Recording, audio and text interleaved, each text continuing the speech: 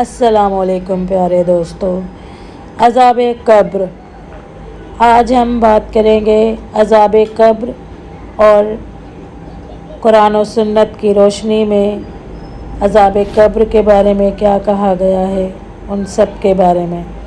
عذاب قبر حق ہے، قرآن مجید سے عذاب قبر ثابت ہوتا ہے۔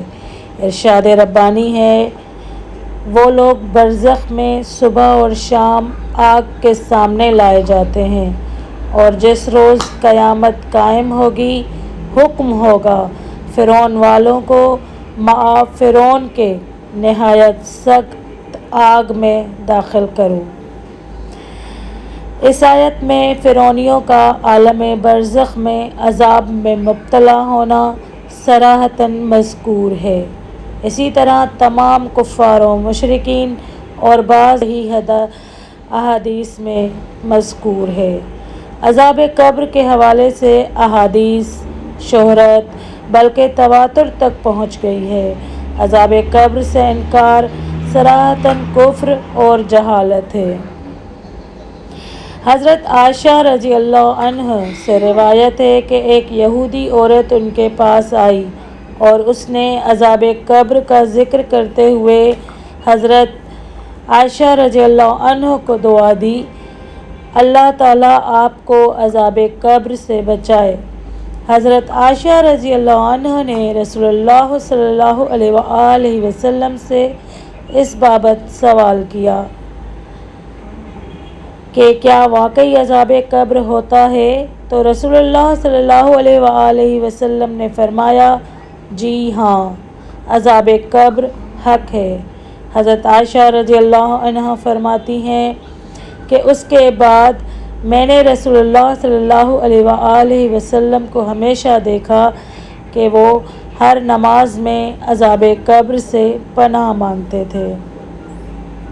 واضح رہے کہ اہل سنت و انجماع کے نزدیک یہ مسئلہ متفقہ ہے کہ مرنے کے بعد عالم برزخ میں کفار، منافقین اور بعض گنہگار مسلمانوں کو عذاب دیا جاتا ہے۔ نیز ہر شخص سے مرنے کے بعد 3 سوالات ہوں گے۔ پہلا سوال، من ربک؟ دوسرا سوال، من نبیک؟ اور تیسرا سوال، ما دینک؟ یعنی کہ تمہارا رب کون ہے، دوسرا تمہارا نبی کون ہے، اور تیسرا تمہارا دین کیا ہے۔ ہر ایک کو ان کا جواب دینا ہوگا۔ جواب نہ دینے یا غلط دینے کی صورت میں قبر میں عذاب ہوگا ہی ہوگا۔ رسول اللہ صلی اللہ علیہ وآلہ وسلم خود بھی عذاب قبر سے اللہ کی پناہ مانگتے تھے اور صحابہ کرام کو بھی اس کی تعلیم فرماتے تھے۔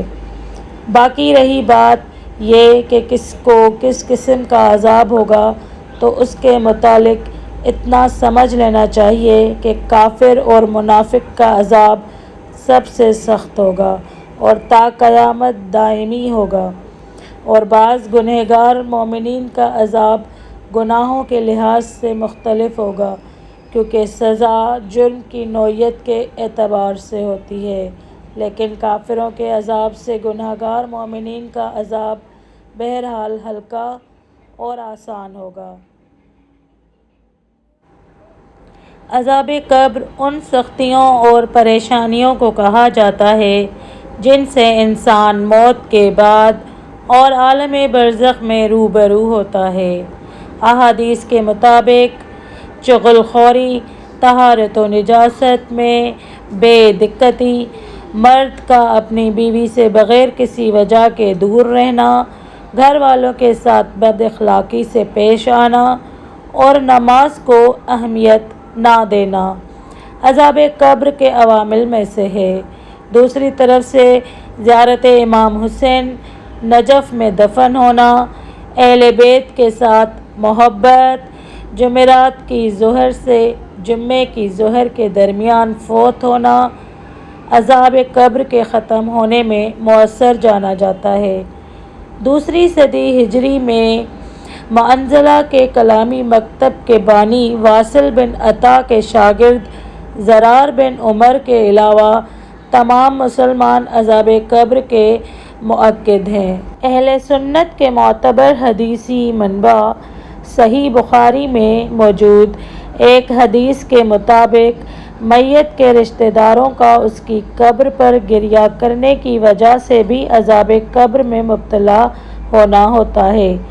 اہل سنت عالم دین اور صحیح مسلم کے شارح یحییٰ بن شرف و نووہ کے مطابق اس حدیث کے تعویل کی گئی ہے، کیونکہ کسی میت پر اس کے رشتہ داروں کے رونے کی وجہ سے عذاب ہونا سورہ فاطر کی آیت نمبر 18 کے ساتھ سازگار نہیں ہے، جس میں اس بات کی تاکید کی گئی ہے کہ کوئی شخص کسی دوسرے کا بوجھ نہیں اٹھائے گا۔ اسی طرح حضرت عائشہ رضی اللہ عنہا کے مطابق مذکورہ حدیث صحیح طور پر پیغمبر اکرم صلی اللہ علیہ وآلہ وسلم سے نقل نہیں ہوئی ہے۔ عذاب قبر ان سختیوں اور پریشانیوں کو کہا جاتا ہے جن سے انسان موت کے بعد اور عالم برزخ میں روبرو ہوتا ہے۔ عالم برزخ میت کے دفن ہونے سے قیامت تک کے فاصلے کو کہا جاتا ہے۔ احادیث میں آگ کی حرارت، زمین کا دباؤ، حشرات کا ڈسنا اور انتہائی خوف و ہراس کو عذاب قبر کے نمونے کے طور پر پیش کیا گیا ہے۔ کتاب من لا یحضرہ الفقیہ میں امام صادق علیہ السلام سے منقول ایک حدیث کے مطابق عذاب قبر صرف ان اشخاص تک محدود نہیں جو زمین میں دفن ہوتے ہیں، بلکہ یہ چیز دنیا سے رخصت ہونے والے تمام انسانوں کو شامل کرتی ہے، اگرچہ وہ زمین میں دفن نہ بھی ہوئے ہوں۔ اسی طرح بحار الانوار میں امام صادق علیہ السلام سے مروی ایک حدیث کے مطابق اکثر انسان فشار قبر میں مبتلا ہوں گے۔ معصومین سے منقول دعا اور مناجات میں عذاب قبر کی شدت سے خدا کی پناہ لی گئی ہے۔ احادیث کے مطابق جب پیغمبر اکرم صلی اللہ علیہ وآلہ وسلم نے اپنی بیٹی رقیہ کو دفن کیا تو عذاب قبر کی ہر طرفی کے لیے دعا فرمائی۔ حضرت فاطمہ علیہ السلام نے امام علی علیہ السلام کو اپنی وصیت میں دفن کے بعد آپ کی قبر پر قرآن کریم اور دعا پڑھنے کی درخواست کی ہے۔ حدیث منایا میں قبر سے متعلق احادیث کو الگ باب میں جمع کیا گیا ہے۔ علامہ مجلسی بحار الانوار میں احوال البرزخ القبر عذاب سوال السائر ما ینعلق بذلک نامی باب میں 128 احادیث میں اس بارے میں نقل کرتے ہیں۔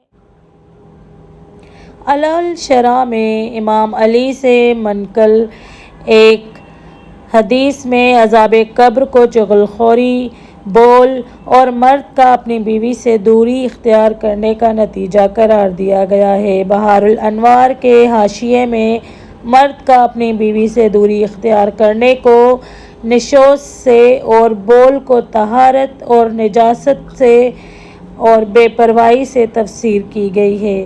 شیخ عباس قمی مذکورہ حدیث کو مد نظر رکھتے ہوئے فرماتے ہیں کہ عذاب قبر عموماً انہی تین گروہوں کے ساتھ مختص ہے۔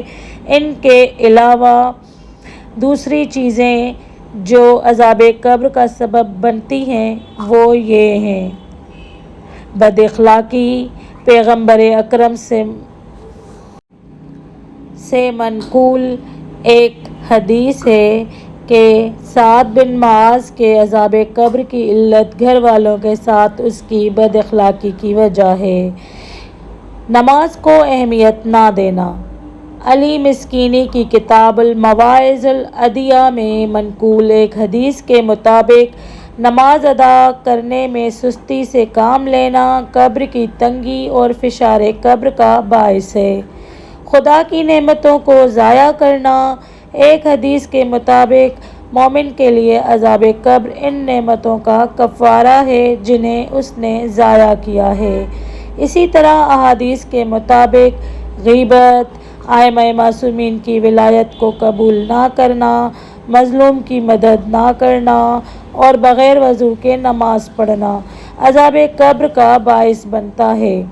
کتاب جامع سعادات کے مطابق جس شخص کی ماں اس سے ناراض ہو اس کی سکرات موت اور عذاب قبر میں سختی ہوگی۔ عذاب قبر میں کمی کے اسباب جو ہیں وہ حدیثی کتابوں میں بہت سارے ہیں۔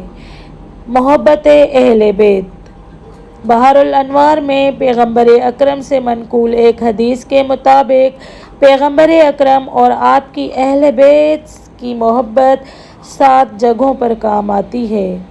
ان میں سے ایک قبر ہے۔ مخصوص مستحب نمازوں کا پڑھنا۔ سید بن طاؤس کی کتاب اقبال الاعمال میں معصومین سے منقول احادیث میں رجب اور شعبان میں مخصوص نمازوں کا پڑھنا عذاب قبر کے ہر طرف ہونے کا سبب ہے۔ نجف اشرف میں دفن ہونا۔ کتاب ارشاد القلوب میں حسن بن محمد دیلمی کے مطابق احادیث میں آیا ہے کہ نجف کی مٹی کی یہ خاصیت ہے کہ یہاں دفن ہونے والوں سے عذاب قبر اور نکیر و منکر کے سوالات نہیں ہوں گے۔ قرآن کی تلاوت۔ حدیث منائقہ میں فضائل سور کی باب میں بعض احادیث نقل ہوئی ہیں۔ ان کے مطابق قرآن کی بعض سورتوں کا پڑھنا عذاب قبر کے برطرف ہونے کا سبب ہے۔ من جملہ ان میں ہر جمعے کو سورہ زخرف اور سورہ نساء اور سورہ کہف کی تلاوت پر مداومت کرنا اور سوتے وقت سورہ تکاثر کی تلاوت کرنا۔ قبر میں میت کے ساتھ 2 طرح کی لکڑیوں کا رکھنا۔ کتاب الکافی میں امام صادق علیہ السلام سے مروی ایک حدیث کے مطابق میت کے ساتھ قبر میں 2 طرح کی لکڑیوں کے رکھنے کا فلسفہ میت سے عذاب قبر کی برطرفی ہے۔ اسی طرح ایک اور حدیث کے مطابق دفن کے بعد میت کی قبر پر پانی چھڑکنا میت سے عذاب قبر کی برطرفی کا سبب بنتا ہے۔ احادیث کے مطابق ان کے علاوہ بعض دوسرے عوامل بھی ہیں جن کی وجہ سے عذاب قبر میں کمی آتی ہے یا عذاب قبر کم ہوتا ہے۔ منکرین کہتے ہیں کہ قبر میں حیات ہو تو حیات جنت سے پہلے 2 موتیں ہوں گی۔ پہلی موت قبر میں جانے سے پہلے اور دوسری موت قبر میں جانے کے بعد۔ حالانکہ اللہ تعالیٰ نے اس آیت میں صرف پہلی موت کے چکھنے کا بیان کیا ہے۔ وہ آیت ہے ترجمہ اور وہاں سوائے اس موت کے جو دنیا میں آ چکی تھی کسی اور موت کا مزہ نہ چکھیں گے اور اللہ ان کو جہنم کے عذاب سے بچا لے گا۔ یہ سورہ دخان کی 56 نمبر آیت کا ترجمہ ہے۔ اس کا جواب یہ ہے کہ اہل جنت جنت میں موت کو نہیں چکھیں گے اور جس طرح دنیا میں ان کی نعمتیں موت سے منقطع ہیں اس طرح قبر میں جانے کے بعد بھی ایسی ہوں گی۔ لہٰذا اس آیت کی یہ دلیل نہیں ہے کہ دخول جنت سے پہلے ان پر کوئی اور موت نہیں آ سکتی، اور یہ جو فرمایا ہے کہ وہ جنت میں پہلی موت کے سوا اور کوئی موت نہیں چکھیں، جنت میں ان پر کوئی موت نہ آنے کی بطور تعلیق یا بالمحال تاکید ہے۔ یعنی اگر پہلی موت کا چکھنا ممکن ہوتا تو وہ جنت میں پہلی موت چکھ لیتے، لیکن پہلی موت کا چکھنا تو ممکن نہیں ہے کیونکہ وہ آ چکی ہے دنیا میں، اس لیے اب موت کا چکھنا ممکن ہی نہیں ہے۔ دوسرا جواب یہ ہے کہ الموت الاولی میں جنس مراد موت سے یہ ہے کہ موت کی تعداد کے منافی نہیں ہے کیونکہ جنس متعدد کو بھی شامل ہوتی ہے۔ اس کی دلیل یہ ہے کہ اللہ تعالیٰ نے حضرت موسیٰ اور حضرت عیسیٰ علیہ السلام کے زمانے میں کئی مردوں کو زندہ کیا تھا، اس سے موت مراد ہے۔ لہٰذا قبر میں حیات کے بعد دوبارہ موت آنی ہو اور دخول جنت سے پہلے جنتیوں نے 2 موتیں چکھی ہوں تو یہ اس آیت کے منافی نہیں ہے۔ دوسری آیت کریمہ جس سے منکرین استدلال کرتے ہیں وہ یہ ہے۔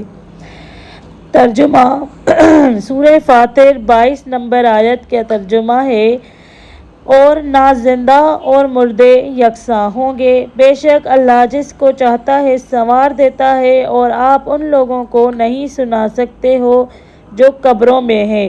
قبروں والے اس لیے نہیں سن سکتے کہ وہ حیات سے عاری اور مروہ ہیں، اور جب وہ مردہ ہیں تو عذاب قبر ثابت نہ ہوا۔ اس کا جواب یہ ہے کہ اہل قبور حاسہ سمع یعنی کانوں سے نہیں سنتے، کیونکہ جسم تو کچھ عرصے بعد گل سڑ کر مٹی ہو جاتا ہے، صرف ہڈیاں رہ جاتی ہیں، اور کچھ عرصہ ہڈیاں بھی نہیں رہتی، اس لیے آیت میں حواس سے سننے کی نفی کی گئی ہے، اور اہل قبور حواس سے نہیں روح کی قوت سے سنتے ہیں۔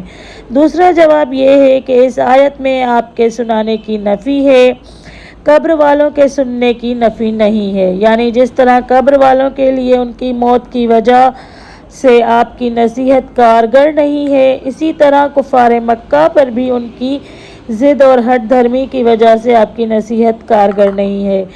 تیرا جواب یہ ہے کہ کفار کو قبر والوں سے تشبیہ دی گئی ہے، اور یہاں مراد کفار ہیں، اور اسماء کی نئی سے نئی اسماء کے خلق کی نفی مراد ہے، یعنی آپ کفار میں سماع کو پیدا نہیں کر سکتے، تو اگر کفار آپ کی نصیحت کو نہیں سنتے تو آپ رنجیدہ نہ ہوں۔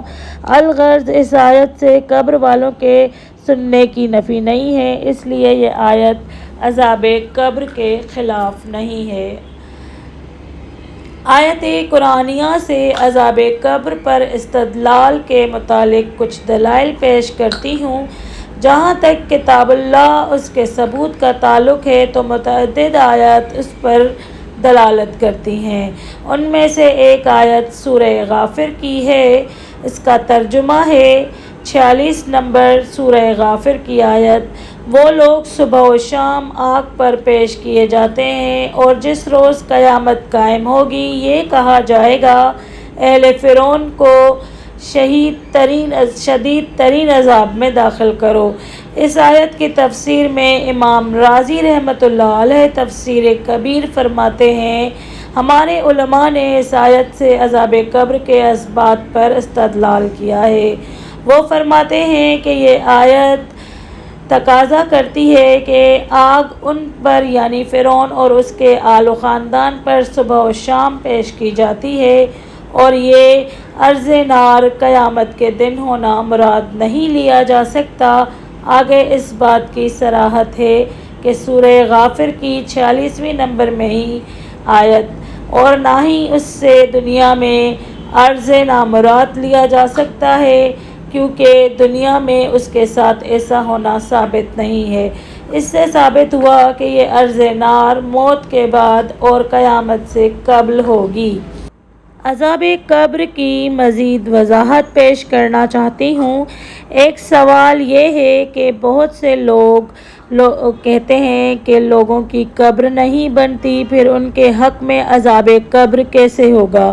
تو اس کا جواب یہ ہے کہ قبر سے مراد وہ جگہ ہے جہاں میت کے اجزاء اور اصلیہ ہوں، خواہ وہ زمین کا گڑھا ہو یا سمندر کی تہہ یا جانور کا پیٹ، جیسا کہ پہلے گزر چکا ہے۔ دوسرا سوال یہ ہے کہ کچھ عرصے بعد بدن گل سڑ کر مٹی ہو جاتا ہے، پھر بدن پر عذاب کیسے ہوگا؟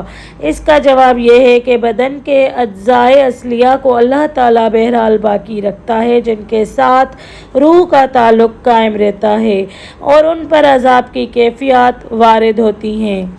تیسرا سوال یہ ہے کہ بسا اوقات جنگلی جانور انسانوں کو کھا جاتے ہیں، اور اگر ان پر آگ کا عذاب ہوتا ہے تو اس سے جانوروں کو تکلیف کیوں نہیں ہوتی؟ اس کا جواب یہ ہے کہ جانور عالم دنیا میں ہے، اور اس کے اندر میت کے اجزاء پر عالم برزخ میں عذاب کی کیفیات گزر رہی ہیں اور ایک عالم کے احوال دوسرے عالم پر منکشف نہیں ہوتے۔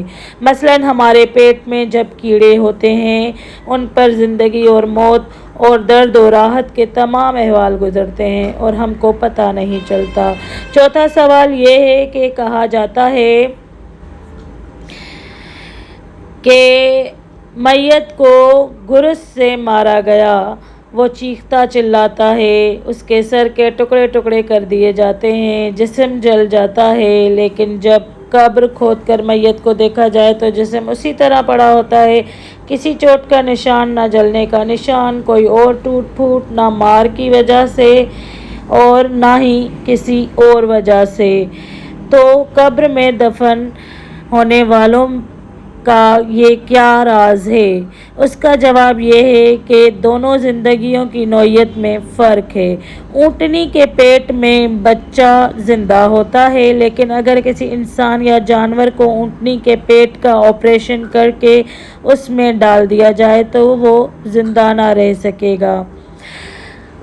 فرمان رسول کریم صلی اللہ علیہ وآلہ وسلم ہے کہ مرنے والے کے پاس دو فرشتے منکر نکیر آتے ہیں، اسے بٹھاتے ہیں، پھر اس سے کہتے ہیں من ربک، تیرا رب کون ہے؟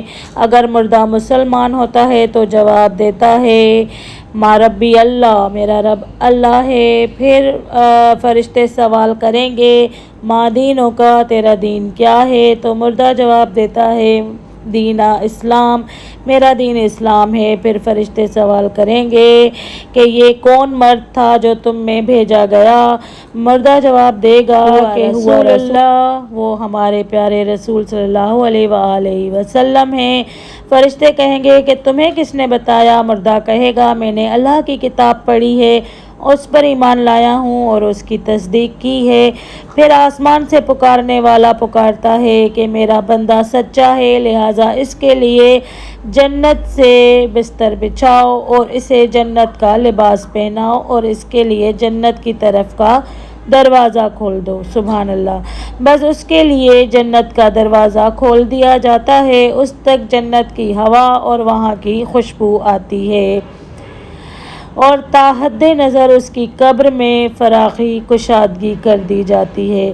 کافر کی موت کا ذکر کرتے ہوئے آپ صلی اللہ علیہ وآلہ وسلم نے فرمایا کافر کی روح اس کے جسم میں لوٹائی جاتی ہے اور اس کے پاس دو فرشتے آتے ہیں، پھر وہ اسے بٹھاتے ہیں اور اس سے سوال کرتے ہیں من ربک، تیرا رب کون ہے؟ مردہ کہتا ہے ہائے افسوس میں نہیں جانتا۔ پھر سوال کریں گے ما نبیک، تیرے نبی کون ہیں؟ تو مردہ کہے گا ہائے میں نہیں جانتا، افسوس۔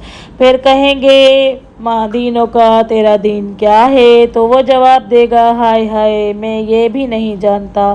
پھر فرشتے سوال کریں گے کہ اب کیا کیا جائے تیرے ساتھ؟